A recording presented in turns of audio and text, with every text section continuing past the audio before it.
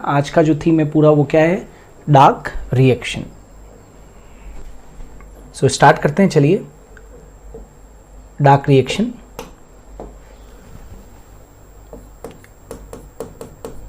Dark reaction यानी कि अप्रकाश की अभिक्रिया करवा रहा हूं। अप्रकाश की अभिक्रिया,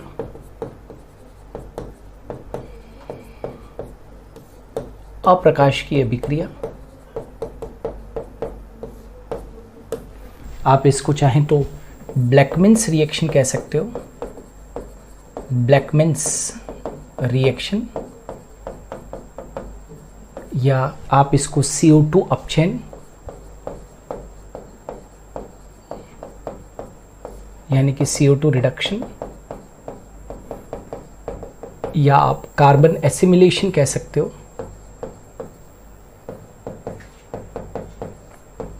कार्बन स्वांगीकरण यानी कि एसिमिलेशन, है ना। अलग अलग नाम दे सकते हैं हम लोग, ऑलराइट। और आपको मालूम होना चाहिए कि डार्क रिएक्शन कहाँ चलता है। यह क्लोरोप्लास्ट के स्ट्रोमा में चलता है, क्योंकि प्रकाश की अभिक्रिया कहाँ चलती है, ग्रेना के अंदर। तो डार्क रिएक्शन कहाँ चलेगा, स्ट्रोमा के अंदर। अब यदि हमको डार्क रिएक्शन पढ़ना है तो हमको 3 साइकिल्स पढ़नी पड़ेगी। सबसे पहला जो है वो kelvin and Benson cycle, kelvin and Benson cycle dark reaction को समझाने के लिए। दूसरा hatch and slack cycle, hatch and slack cycle, confusion नहीं रखना है। केल्विन और बेंसन साइकिल का मतलब है हम बात करेंगे C3 साइकिल की, बहुत इंपॉर्टेंट है।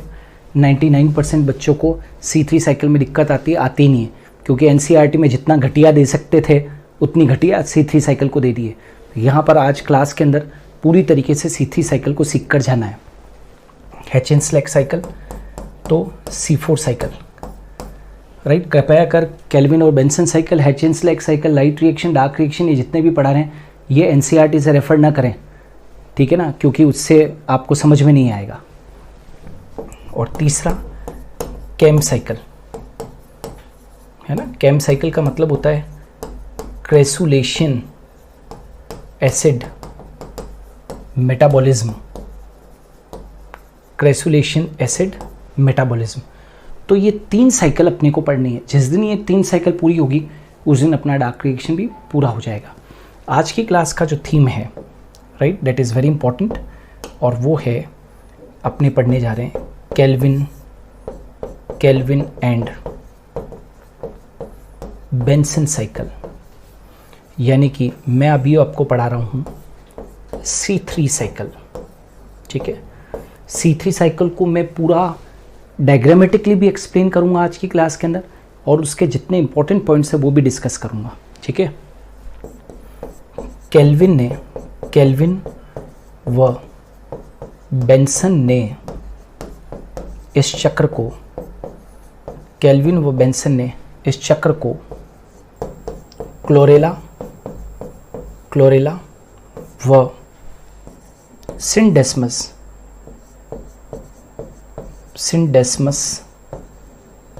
शैवाल में बताया।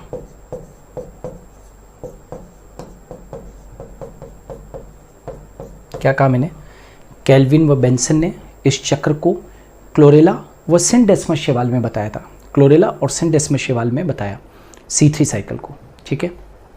अब C3 साइकिल के मुख्य बिंदु कौन कौन से हैं, पहले अपने सारे के सारे मुख्य बिंदु पढ़ लेते हैं। यहाँ पर जितने भी उसके मुख्य बिंदु है वो पढ़ लेते हैं। तो C3 साइकिल इंपॉर्टेंट पॉइंट्स, ताकि कोई भी क्वेश्चन की गुंजाइश न रहे कि आपको ना आए, ठीक है। सबसे पहले CO2 का स्थिरीकरण, CO2 का स्थिरीकरण केवल एक बार होता है ना। C4 साइकिल के अंदर तो क्या होगा कि C4 साइकिल जब पढ़ाएंगे तो वहां पर 2 बार स्थिरीकरण होगा। CO2 का स्थिरीकरण केवल एक बार होता है, याद रखना। CO2 आपूर्ति बिंदु, CO2 आपूर्ति बिंदु यानी कि ये जो आपूर्ति बिंदु होता है वो थोड़ा सा ज़्यादा होता है, मतलब इन पादपों को CO2 ज़्यादा चाहिए। 50 से लेकर 150 ppm पार्ट्स पर मिलियन इनको कार्बन डाइऑक्साइड चाहिए। जबकि आप C4 साइकिल के अंदर देखोगे तो 2 से लेकर 10 ppm तक, केवल 2 से 10 ppm भी यदि CO2 मिल जाए तो भी उनका काम हो जाएगा, उस पर प्रकाश संश्लेषण हो जाएगा। तीसरा, कम तापमान पर अधिक उत्पाद। ये कम तापमान पर अधिक उत्पाद देते हैं। तापमान कम होगा तो अधिक उत्पाद होगा, ज़्यादा हुआ तो कम उत्पाद देंगे, है ना। कम प्रकाश तीव्रता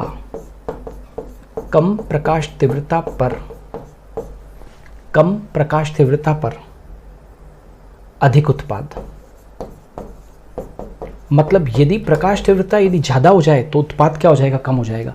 तो कम तापमान पर अधिक उत्पाद, कम प्रकाश तीव्रता पर अधिक उत्पाद। हरित लवक केवल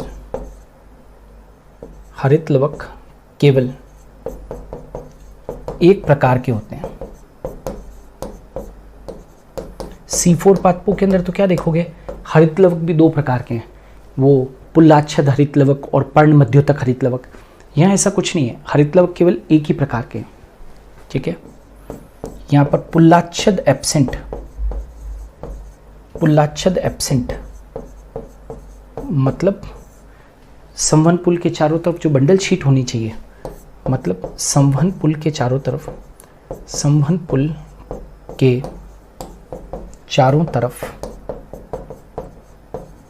पुल्लाच्छद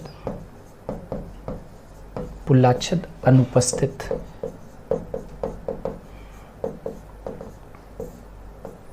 पुल्लाच्छद एब्सेंट, संवहन पुल के चारों तरफ जो पुल्लाच्छद होनी चाहिए वो नहीं होती है। हरित लवक केवल कितने प्रकार का होता है, केवल एक प्रकार का होता है। हरित लवक केवल एक प्रकार का होता है। और क्या है, ये तो 6 पॉइंट हो गए। सातवां पॉइंट प्रथम स्थायी उत्पाद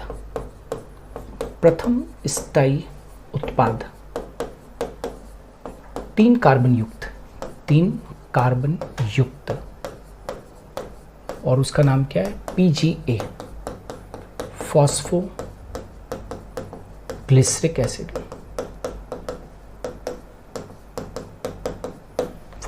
एसिड। तो प्रथम स्थायी उत्पाद क्या है, 3 कार्बन युक्त है, इसीलिए C3 चक्र को C3 चक्र कहते हैं। इसलिए C3 चक्र को C3 चक्र कहते हैं, ठीक है। ये भी ध्यान रखना। 9, याद रखो, अधिक O2 सांद्रता पर प्रकाश संश्लेषण का इन पादपों में संदमन हो जाता है। इन पादपों में संदमन हो जाता है। इसे अधिक O2 सांद्रता पर प्रकाश संश्लेषण का इन पादपों में संदमन हो जाता है। इसे वारबर्ग प्रभाव कहते हैं। वारबर्ग प्रभाव कहते हैं, मतलब O2 की अधिक सांद्रता में प्रकाश संश्लेषण का संदमित हो जाना वारबर्ग प्रभाव कहलाता है। ऐसा क्या हो गया, तो याद रखना, अधिक O2 सांद्रता पर इन पादपों में एक वेस्टफुल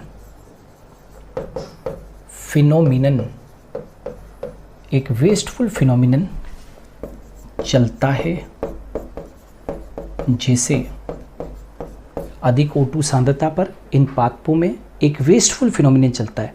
अधिक O2 सांद्रता पर इन पादपों में एक वेस्टफुल फिनोमिनन चलता है, जिसे हम क्या कहते हैं, जिसे प्रकाश श्वसन या फोटो रेस्पिरेशन कहते हैं।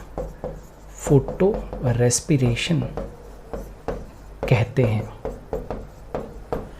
है ना। प्रकाश श्वसन के कारण C3 पादपों में 25% तक प्रकाश संश्लेषण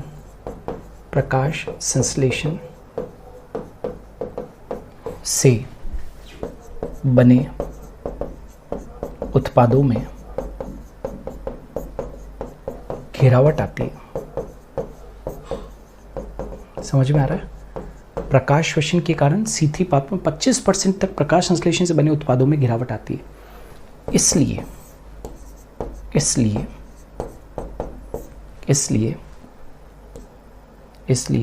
C3 पादप C4 पादपों की तुलना में कम उत्कृष्ट हैं, क्योंकि C4 पादपों में प्रकाश श्वसन नहीं होता, क्योंकि C4 पादपों में प्रकाश श्वसन होता ही नहीं है। C4 पादपों के अंदर क्या नहीं होता है? प्रकाश श्वसन नहीं होता है। तो नेचुरल है कि वो 25% की जो गिरावट आ रही थी वो नहीं आएगी। तो C4 पादप ज़्यादा उत्कृष्ट है, तो इसलिए C3 पादप C4 पादपों की तुलना में कम उत्कृष्ट है। C4 ज़्यादा उत्कृष्ट है, क्यों? क्योंकि उनके अंदर प्रकाश श्वसन होता ही नहीं है। ठीक है। नाउ एक ग्लूकोज अणु को बनाने के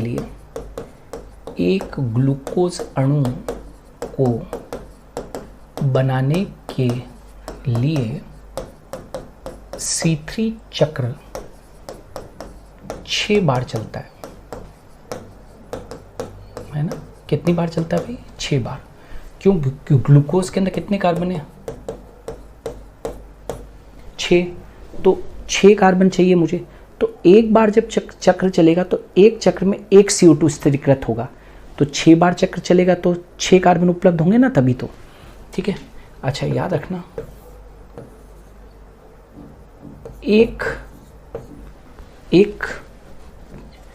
एक CO2 के स्थिरीकरण के लिए एक CO2 के स्थिरीकरण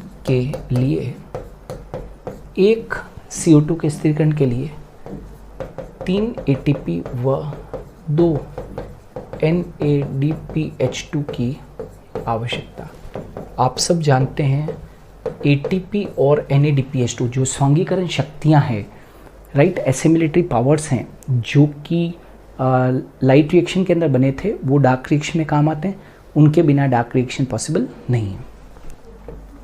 अच्छा, तो एक CO2 के स्थिरीकरण के लिए 3 ATP व 2 NADPH2 की आवश्यकता होती है। C3 चक्र में, C3 चक्र की ही बात हो रही है। तो 6 CO2 के स्थिरीकरण के लिए 6 3 जा 18 ATP व 2 NADPH2, मतलब 2 NADPH2 का मतलब क्या है? 12 NADPH2 की आवश्यकता।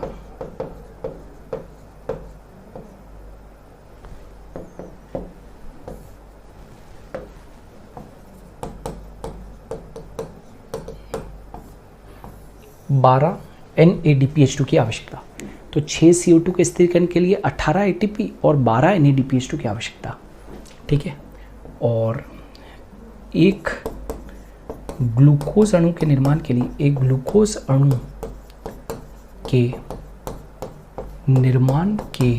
लिए कुल ATP की आवश्यकता, कितनी होगी? 54 ATP। अब ये 54 कैसे हुए? तो जरा देखना भाई, 54 कैसे हो गए? तो देखो, 18 तो ATP ये रहे, इसमें तो कोई शक है ही नहीं, 18 ATP। अब हम ये भी जानते हैं एक NADH2 बराबर 3 ATP।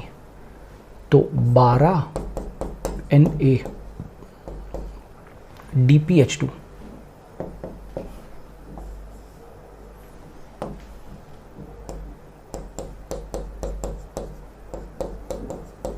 तो 12 NADPH2 12 इंटू 3 36 ATP। तो ये तो 18 तो ये रहे, और 12 अणु NADPH2 12 दिए 36, तो ये 36 ATP ये रहे। समझ में आ रहा है ना, ये जोड़े तो दोनों के जोड़ से 8 और 6 14, हाँ से लगा 1 2 और 3 5, 54 ATP। तो ये चीज़ आपके समझ में आ गई होगी, 54 ATP है ना। तो ये चीज़ आपको सारी चीज़ें यहाँ पर आनी चाहिए। ये जो अपन ने डिस्कस किए ना, ये देखो C3 साइकिल के अंदर CO2 का स्थिरीकरण एक बार होता है। CO2 आपूर्ति बिंदु 50 से 150 ppm होता है। कम तापमान पर ये अधिक उत्पाद देते हैं, कम प्रकाश तीव्रता पर अधिक उत्पाद देते हैं। हरित लवक केवल एक प्रकार के ही होते हैं। पुल्लाच्छद इनके अंदर, यानी कि संवहन पुल के चारों तरफ जो पुल्लाच्छद होता है, संवहन पुल के चारों तरफ पुल्लाच्छद क्या होती है, अनुपस्थित होती है।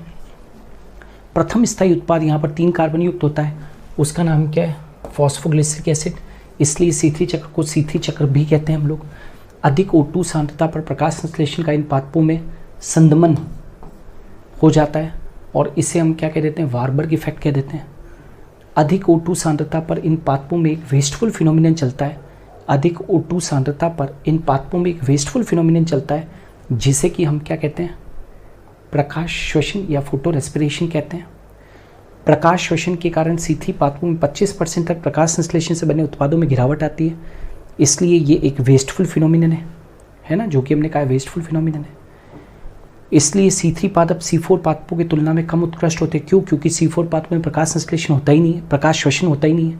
तो प्रकाश श्वसन नहीं होगा तो बताओ ये जो गिरावट आएगी वो C4 पादपों में नहीं होगी, C3 पादपों में होती है। एक ग्लूकोज अणु को बनाने के लिए C3 चक्र 6 बार चलता है।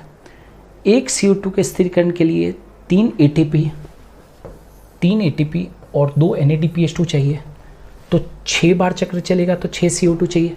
तो 6 CO2 के स्थिरीकरण के लिए 18 ATP और 12 अणु NADPH2 चाहिए।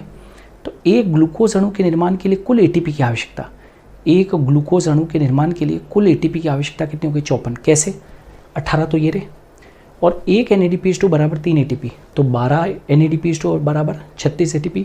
36 + 18 = 54 ATP। क्लियर है? तो ये तो है C3 साइकिल के मुख्य बिंदु। अब ज़्यादातर लोगों को जहाँ पर दिक्कत आती है वो है कि C3 साइकिल बनाने में दिक्कत आती है। आखिर C3 साइकिल को कैसे बनाएं? तो मैं पूरा के पूरा C3 cycle, complete C3 cycle आपके सामने बना रहा हूँ, राइट। बहुत अच्छे से क्लास से सीख कर जाएं, ठीक है। अच्छा, ये C3 साइकिल है ना भाई, C3 साइकिल चल रही है। अब C3 साइकिल को पूरा बोर्ड कवर करते हुए मैं अभी पढ़ाऊँगा। 6 बार साइकिल चलेगी, तो हर बार एक साइकिल के अंदर एक CO2 फिक्स होगा, स्थिरीकृत होगा। तो हम बार बार 6 बार साइकिल थोड़ी चलाएंगे, तो एक ही बार में हम क्या ले लेते हैं, 6 मॉलिक्यूल्स किसके ले लेते हैं, CO2 के ले लेते हैं। 6 CO2 के ले लिए। अब 6 molecules of carbon dioxide combines with 6 molecules of RUBP, ribulose 1,5 biphosphate। रिबिलोज 1,5 biphosphate पूरा लिखें क्या, यहाँ पर लिख देता हूँ, पूरा ही लिख देता हूँ ताकि आपको दिक्कत ना आए। और रिबिलोज 1,5 बाइफॉस्फेट, रिबिलोज 1,5 बाइफॉस्फेट है ना। इसके कितने मॉलिक्यूल्स, 6 मॉलिक्यूल्स है ना। इसको शॉर्ट में अपने क्या बोलते हैं बेटा, RUBP। तो रिबिलोज 1,5 बाइफॉस्फेट के 6 मॉलिक्यूल्स ऑफ कार्बन डाइऑक्साइड से क्या करेंगे, कंबाइन करेंगे। और यहाँ पर ये जो रिएक्शन चलेगा वो किसकी उपस्थिति में चलेगा, रिबिस्को एंजाइम की उपस्थिति में चलेगा, राइट। रिबिस्को इस पृथ्वी के ऊपर सबसे ज़्यादा मात्रा के अंदर पाया जाने वाला कोई यदि एंजाइम है तो वो कौन है, रिबिस्को है ना। इसको क्या बोलते हैं, RUBP carboxylase oxygenase, RUBP carboxylase oxygenase भी कहते हैं। जब ये कंबाइन करेंगे तो 12 मॉलिक्यूल्स बनेंगे किसके, 12 मॉलिक्यूल्स बन जाएंगे किसके, 3PGA के, 3 फॉस्फोग्लिसरिक एसिड, 3 फॉस्फोग्लिसरिक एसिड के कितने मॉलिक्यूल्स बन जाएंगे भाई, 12 मॉलिक्यूल्स बन जाएंगे। ठीक है, यहाँ तक क्लियर है। अब क्या होता है, शीघ्र क्या होता है कि 12 अणु, ध्यान से सुनना, यहाँ पर 12 अणु किसके यूज़ होते हैं, ATP के। 12 अणु ATP के यूज़ होंगे और ATP बदल जाएगा 12 अणु ADP के अंदर, राइट। 12 ATP कन्वर्ट होंगे 12 ADP के अंदर, तो नेचुरली कि फॉस्फेट बाहर निकलेगा। जो फॉस्फेट बाहर निकलेगा वो 3 फॉस्फोग्लिसरिक एसिड के फर्स्ट कार्बन पे जाकर जुड़ जाएगा। तो ये क्या बन गया, 1,3 डाइफॉस्फोग्लिसरिक एसिड।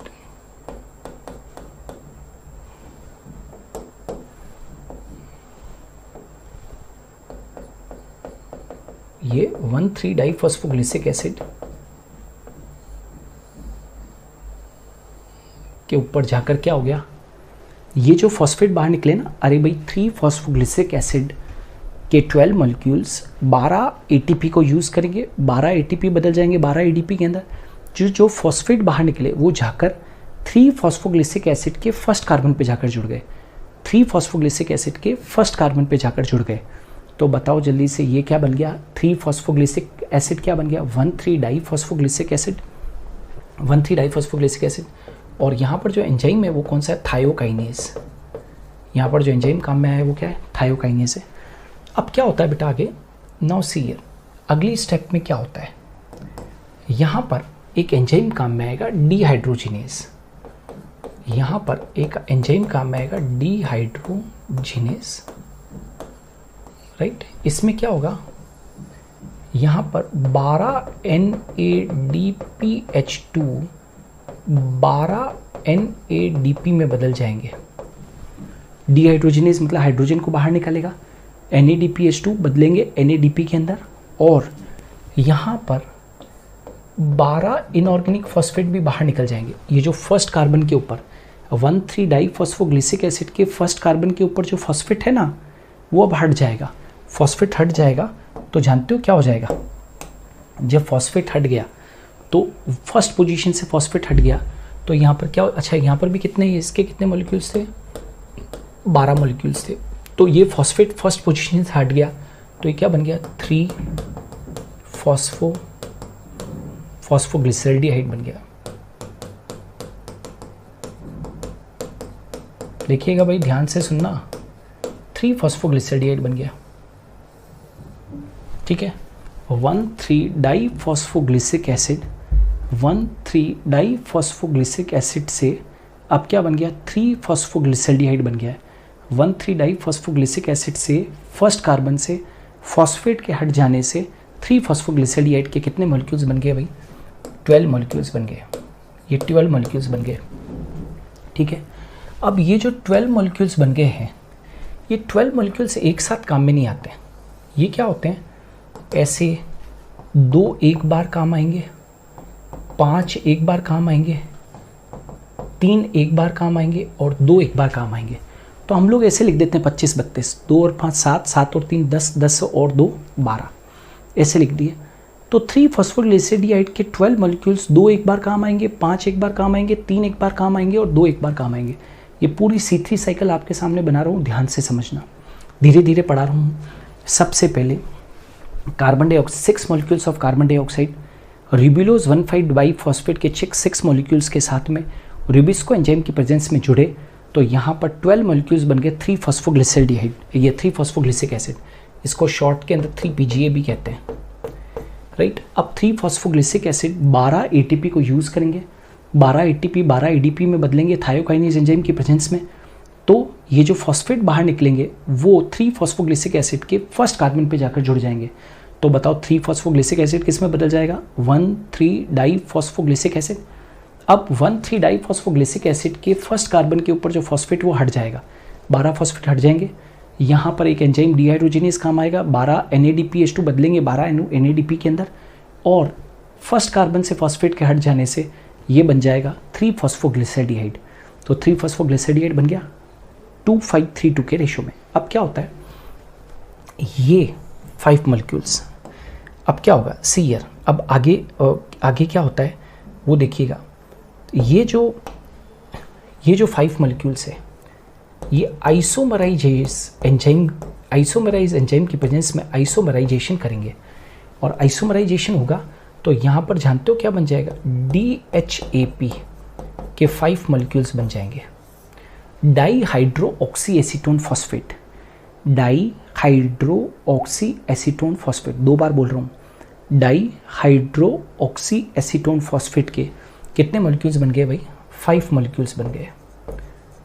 डाईहाइड्रोऑक्सी एसीटोन फॉस्फेट के 5 मॉलिक्यूल्स बन गए। तो 3-फॉस्फोग्लिसराइड के 5 मॉलिक्यूल्स ने समावयवीकरण किया, आइसोमराइजेशन किया आइसोमरेज एंजाइम की प्रेजेंस में, और ये बदल के डाईहाइड्रोऑक्सी एसीटोन फॉस्फेट, शॉर्ट में इसलिए लिखा है ताकि समय ये यहाँ पर जगह बच जाए, डाईहाइड्रोऑक्सी एसीटोन फॉस्फेट के 5 मॉलिक्यूल्स में बदल गए। अब ये डाईहाइड्रोऑक्सी एसीटोन फॉस्फेट के 5 मॉलिक्यूल्स कैसे काम आएंगे, 2 एक बार काम आएंगे, 3 एक बार काम आएंगे। तो मैंने इस रेशियो के अंदर लिख दिया। अब क्या होता है नेक्स्ट स्टेप में, क्या होता है, what happens in the next step, अगली स्टेप के अंदर ये जो डाईहाइड्रोऑक्सी एसीटोन फॉस्फेट के 3 मॉलिक्यूल्स है, ये और 3-फॉस्फोग्लिसराइड के ये 3 मॉलिक्यूल्स यहाँ पर एल्डोलेज एंजाइम की प्रेजेंस में क्रिया करेंगे, एल्डोलेज एंजाइम की प्रेजेंस में क्रिया करेंगे, और जानते हो क्या बन जाएगा, 3 मॉलिक्यूल्स DHAP के और 3 मॉलिक्यूल्स 3-फॉस्फोग्लिसराइड के कंबाइन करेंगे, एल्डोलेज एंजाइम की प्रेजेंस में रिएक्शन करेंगे, और बन जाएगा फ्रक्टोज। क्या बन जाएगा, फ्रक्टोज।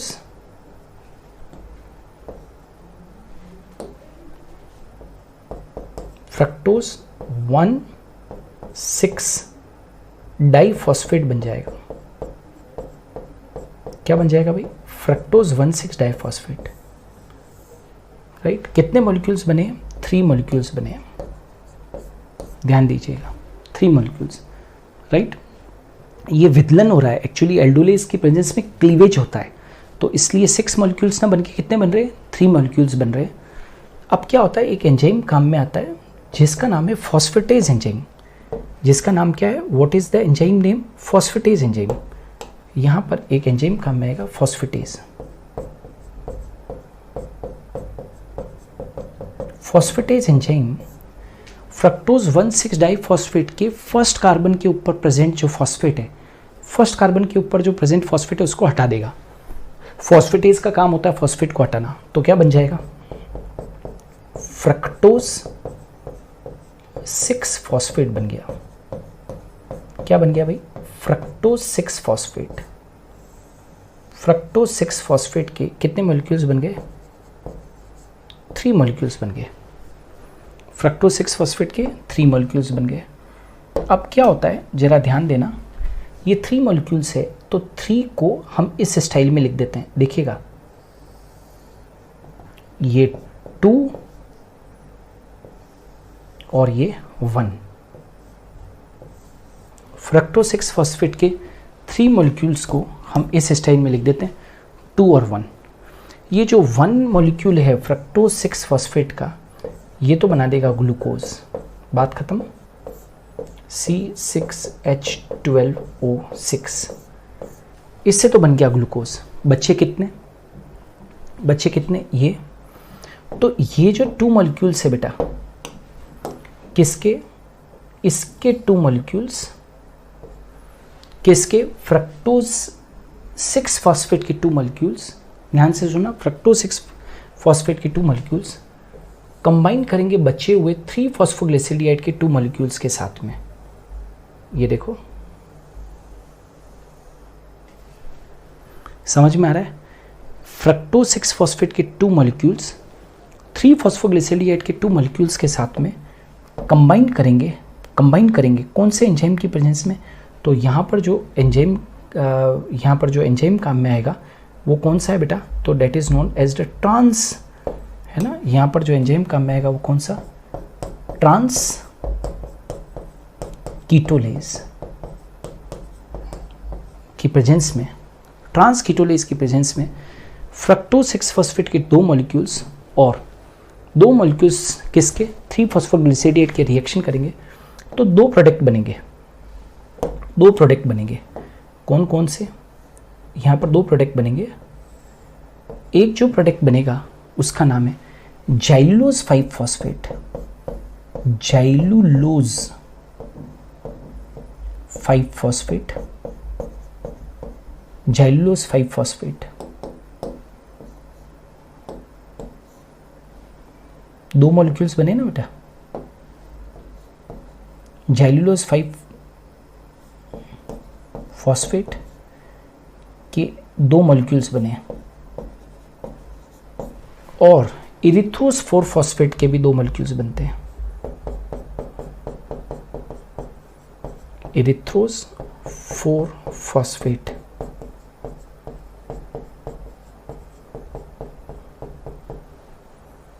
के 2 मॉलिक्यूल्स बनेंगे।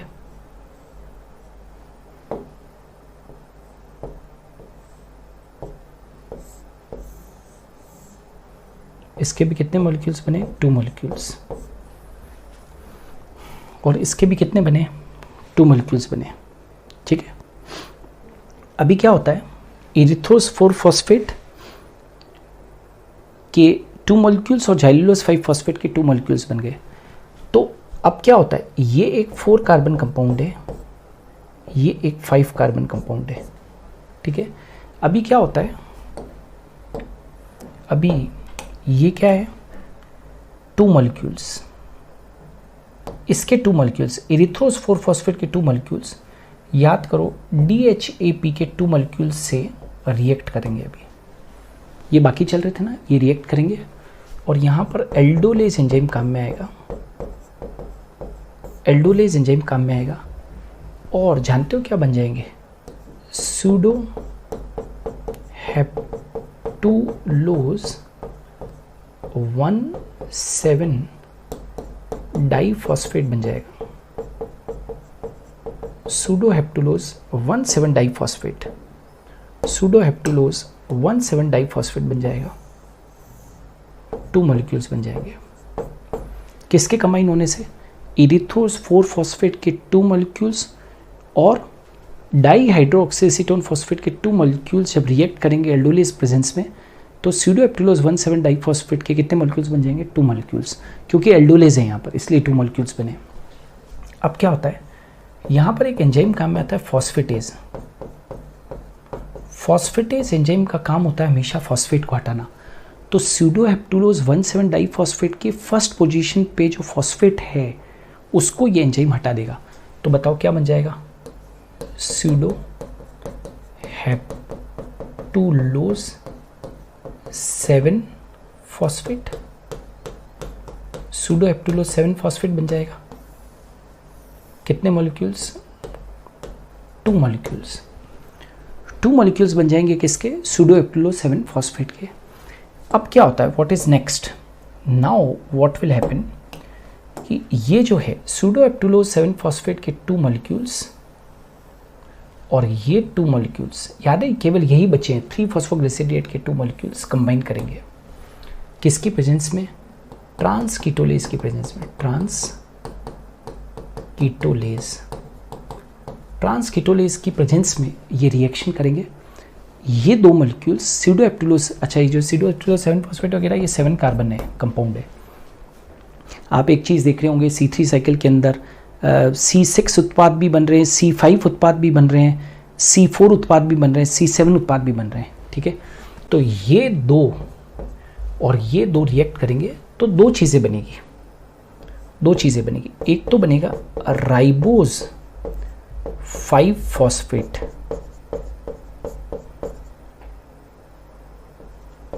राइबोज 5 फॉस्फेट के बनेंगे 2 मॉलिक्यूल्स। राइबोज 5 फॉस्फेट के बनेंगे 2 मॉलिक्यूल्स और जाइलुलोज 5 फॉस्फेट के 2 मॉलिक्यूल्स और बन जाएंगे। ये वापस से बनेगा प्लस 2 मॉलिक्यूल्स। इसका मतलब ये हुआ कि जाइलुलोज 5 फॉस्फेट जो है, जाइलुलोज 5 फॉस्फेट वो 2 बार बनता है। एक बार जब फ्रक्टोज 6 फॉस्फेट के 2 मॉलिक्यूल्स 3 फॉस्फोग्लिसराइड के 2 मॉलिक्यूल से जुड़े थे ट्रांसकीटोलेज में, तब भी जाइलुलोज 5 फॉस्फेट बना था। तो this is the second time कि जाइलुलोज 5 फॉस्फेट बन रहा है। मतलब कि सूडो एप्टिलोज 7 फॉस्फेट के 2 मॉलिक्यूल्स 3 फॉस्फोग्लिसराइड के 2 मॉलिक्यूल्स के साथ में जब कंबाइन करते हैं तो राइबोज 5 फॉस्फेट के 2 मॉलिक्यूल्स बनते हैं और जाइलुलोज 5 फॉस्फेट के 2 मॉलिक्यूल्स बनते हैं। तो 2 and 2 कितने हो गए भाई? 4। 2 and 2 कितने हो गए? 4 हो गए। ठीक है, तो ये अब टोटल कितने हो गए? तो यहाँ पर अपने लिख देते हैं, ये टोटल हो गए भैया, यहाँ पर ये हो गए जाइलुलोज 5 फॉस्फेट के 4 मॉलिक्यूल्स हो गए। ठीक है, अब क्या होता है, यहाँ पर एक एंजाइम काम में आएगा। सुनना ध्यान से, यहाँ पर एक एंजाइम काम में आता है जिसका कि नाम है आइसोमरेज, है ना। तो आइसोमरेज के अंदर जब आइसोमराइजेशन होगा तो राइबोज 5 फॉस्फेट बदल जाएगा रिबुलोज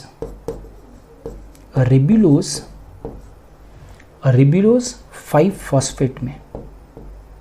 ये बदल जाएगा रिबुलोज 5 फॉस्फेट के अंदर। जानते हो, ये राइबोज 5 फॉस्फेट है। जब समावयवीकरण होगा, आइसोमराइजेशन होगा, तो ये बन जाएगा राइबुलोज 5 फॉस्फेट के 2 मॉलिक्यूल्स में बदल जाएगा। भाई ये 2 है, ये 2 है, तो ये भी 2 में बदलेंगे। इसी समय क्या होता है बेटा कि यहाँ पर एक एंजाइम काम में आएगा और उसका नाम है, ध्यान से सुनना, उसका नाम है आइसोमरेज की जगह पे अब की बार एपीमरेज। एपीमरेज एक एंजाइम काम में आएगा।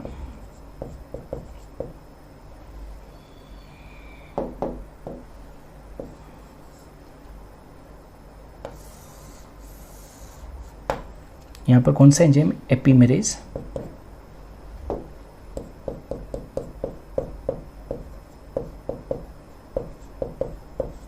तो एपीमरेज की प्रेजेंस में जो जाइलुलोज 5 फॉस्फेट के टोटल कितने मॉलिक्यूल्स है भी? अरे जाइलुलोज 5 फॉस्फेट के कितने मॉलिक्यूल्स है? 4 है ना।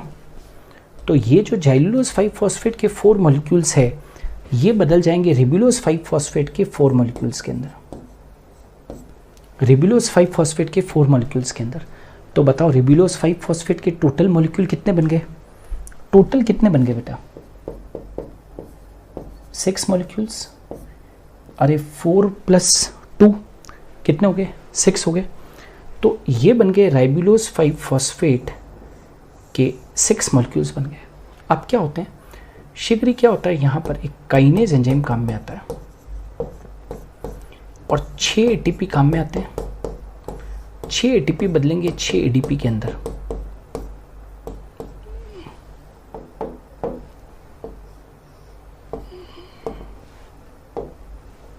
एडीपी के अंदर बदल जाएंगे। तो कितने फॉस्फेट बाहर निकले?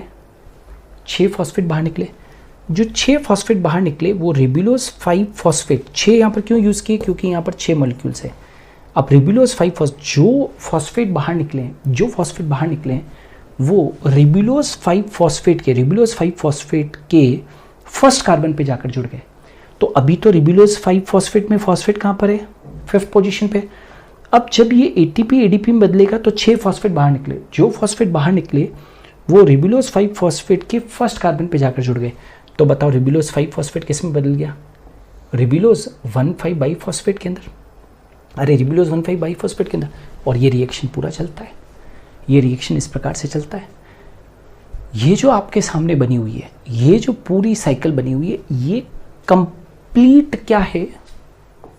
C3 साइकिल है। ये पूरी डार्क रिएक्शन की C3 साइकिल है। ये कंप्लीट साइकिल मैंने आपके सामने बना दी। आप NCERT में जाके देखोगे तो इसके 3 स्टेप भी बड़ी मुश्किल से उन्होंने बता रखी है। तो बच्चे को कभी क्लियर तो होता नहीं है कि C3 साइकिल क्या है। एक्चुअल C3 साइकिल जो है वो मैंने आपके सामने बनाई है। ये एक्चुअल C3 साइकिल है। सभी को बहुत अच्छे से आनी चाहिए, ये है ना, बहुत अच्छे से C3 साइकिल सबको आनी चाहिए। तो this is all about the C3 cycle. तो डार्क रिएक्शन की पहली साइकिल C3 साइकिल हम लोगों ने आज कंप्लीट कर लिए, अलॉन्ग विथ उसके खास बिंदु जो थे वो भी। अब नेक्स्ट क्लासेस के अंदर 2 साइकिल चलेगी, दोनों छोटी छोटी साइकिल है, एक ही क्लास में हो जाएगी। एक तो है C4 साइकिल, राइट। एक तो C4 साइकिल है और एक कैम साइकिल है।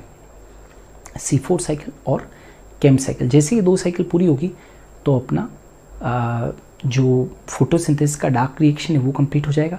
उसके बाद में इस चैप्टर के अंदर फोटोसिंथेसिस में जो बाकी रहेगा वो एक तो प्रकाश श्वसन है, प्रकाश श्वसन, और दूसरी जो चीज़ बाकी रहेगी वो आपकी फैक्टर्स अफेक्टिंग फोटोसिंथेसिस। तब कहीं जाके ये चैप्टर कंप्लीट होगा। Are you getting? तो होप सो आप लोगों को C3 साइकिल समझ में आई होगी। इसको बार बार रिवाइज कीजिए। थैंक यू, आज के लिए इतना ही।